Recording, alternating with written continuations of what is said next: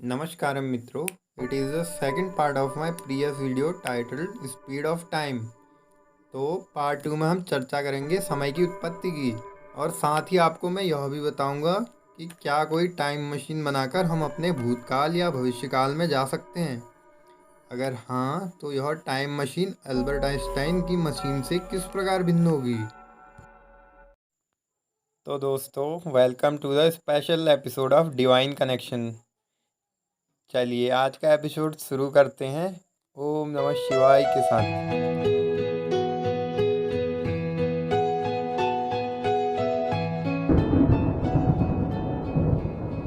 अरे मित्रों, पिछली वीडियो में मैंने आपको समय के बारे में बताया था कि हम समय को आखिर कैसे महसूस कर सकते हैं और समय को आगे बढ़ने से कैसे रोका जा सकता है, क्योंकि यह 460 मीटर प्रति सेकंड की स्पीड से लगातार आगे बढ़ रहा है। तो जिनको यह सब जानना हो वो मित्र मेरी पिछली वीडियो को देख सकता है। दोस्तों, जैसा कि मैंने आपको मेरी पहली वीडियो में ही बताया था कि हर प्रॉब्लम का सॉल्यूशन पहले ही पैदा हो जाता है जबकि समस्या बाद में उत्पन्न होती है।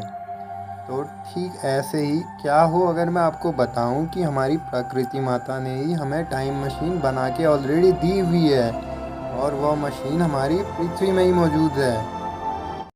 तो मेरे प्यारे दोस्तों, मैं आपको विशाल मशीन का पता इसी वीडियो में बताऊंगा, लेकिन उससे पहले हम जानते हैं आखिर टाइम की उत्पत्ति कैसे हुई। वैसे तो ब्रह्मांड एवं इसकी उत्पत्ति से जुड़े सारे सवालों एवं गुप्त रहस्यों के जवाब हमारे वेदों, पुराणों एवं उपनिषदों में बहुत पहले ही दिए जा चुके हैं, लेकिन अपनी पुरातन संस्कृति से हम लोग इतनी दूर आ चुके हैं कि अब हम वेदों पुराणों की भाषाओं को समझने में ही असमर्थ हैं। लेकिन फिकर नॉट मित्रों, I am here to explain you everything in our own language Hindi. हाँ, बीच बीच में थोड़ा इंग्लिश के शब्द भी चलेंगे। मित्रों, हो सकता है कि मेरी यह वीडियो थोड़ा लंबी बने, लेकिन समय का कॉन्सेप्ट तो इससे कहीं लंबा है। जो बहुत ज़्यादा इंटरेस्टेड हो कृपया वही इस वीडियो को पूरा देखें, वो भी बिना स्किप किए हुए, तभी आपको कुछ समझ में आ पाएगा, अदरवाइज देखने का कोई फ़ायदा नहीं होगा। तो आइए समझते हैं समय की उत्पत्ति आखिर कैसे होती है। जैसा कि हम सबको पता ही है कि हमारी पृथ्वी लगभग 23 घंटे और 56 मिनट में अपने एक्सिस पे एक चक्कर पूरा कर लेती है और एक चक्कर को पूरा करने में पृथ्वी की स्पीड होती है लगभग 460 मीटर पर सेकेंड या 1000 माइल्स पर आवर, जो मैंने आपको बताया कि समय की स्पीड है।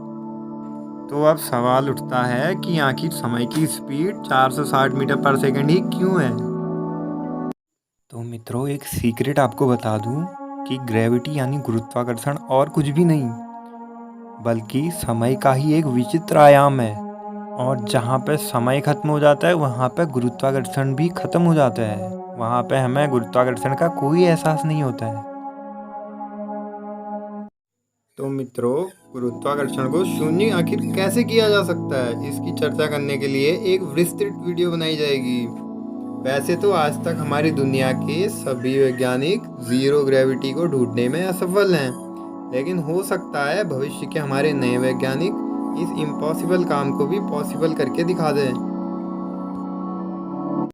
पहले हम समय की उत्पत्ति को आसान भाषा में समझते हैं। मित्रों, एक सवाल यह है कि अगर हमारी दुनिया के सबसे अमीर इंसानों में से एक एलोन मस्क अपने प्रोजेक्ट के तहत इंसानों के साथ साथ पृथ्वी में बनी एक घड़ी भी मार्स में भिजवा दें, तो क्या वो घड़ी वहाँ भी काम आएगी या पृथ्वी में जैसे वो घड़ी काम करती है ठीक वैसे ही मार्स में भी चलेगी?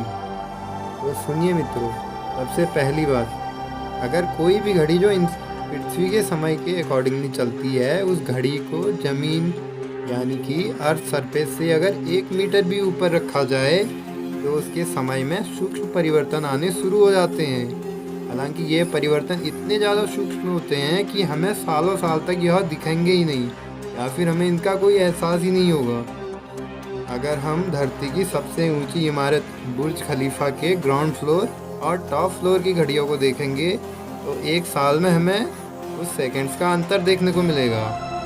हालांकि यह अंतर भी बहुत सूक्ष्म होगा। लेकिन अगर बात करें अर्थ से 54 मिलियन किलोमीटर्स यानी कि लगभग 5.4 करोड़ किलोमीटर्स दूर स्थित मार्स की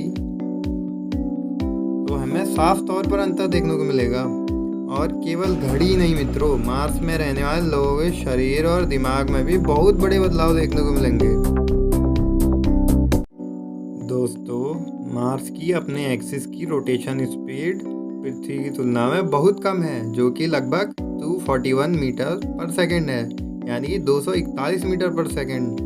तो मित्रों, अगर आप मार्स में सेटल होने की योजना बना रहे हैं तो आपको बता दूं, आपका शरीर बहुत ही हल्का होने वाला है। साथ ही पृथ्वी के मुकाबले आप लगभग 15 गुना ज़्यादा खुशी का अनुभव करते। लेकिन अफसोस, अपनी पृथ्वी माता की सुंदरता और भव्यता को मिस कर करके शुरुआत में आप अपनी 55% खुशी खो देंगे। लेकिन इस सदमे से उबरने के बाद आपको वहाँ पर किसी भी प्रकार का सर दर्द या हाइपरटेंशन या बुखार जुकाम जैसी छोटी छोटी बीमारियाँ छू भी नहीं पाएंगी, और शायद कैंसर जैसी बीमारियों को भी आप हमेशा के लिए भुलाने में सक्षम हो पाएंगे। ऐसे में आपकी हाइट पीढ़ी दर पीढ़ी घटती चली जाएगी। लेकिन मार्स पर आपका एक सपना जरूर पूरा होगा, जो है एक आज़ाद पंछी की तरह उड़ने का। सॉरी, एक आज़ाद मनुष्य की तरह उड़ने का। जी हाँ मित्रों, लेकिन शायद आप तो नहीं, परंतु आपके बच्चों या फिर उनके बच्चे या फिर उनके भी बच्चे कुछ हजार सालों तक अगर मार्स में सर्वाइव कर गए तो वो मार्स के आसमान में उड़ते हुए इंसानों की तरह दिखाई देंगे। चलिए ये सब छोड़िए, अपने होने वाले मार्शियन बच्चों पे, क्योंकि हमारी किस्मत में तो शायद ब्लू ओरिजिन के स्पेस कैप्सूल में ही घूमना लिखा है। चलिए वापस आते हैं पृथ्वी माता की ओर और वीडियो का टॉपिक कंटिन्यू करते हैं। तो बात हो रही थी समय की।